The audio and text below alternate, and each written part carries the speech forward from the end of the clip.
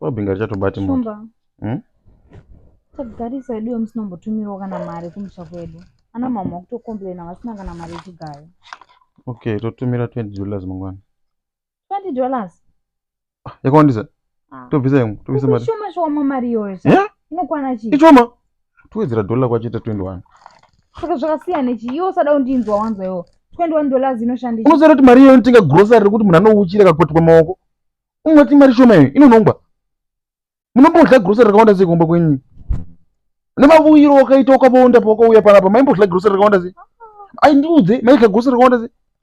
Nhasi wakuda kuona unge kunodliwa mari. Munombodya grocery rakawanda sei? Nematsongiro angu akaita paya. Saka kutsonga aiwa uchiri kukwana hembe dzawakabva nadzo. Usada kundiitira zvisikwa. Tokatumira $20. Gara nemari yako.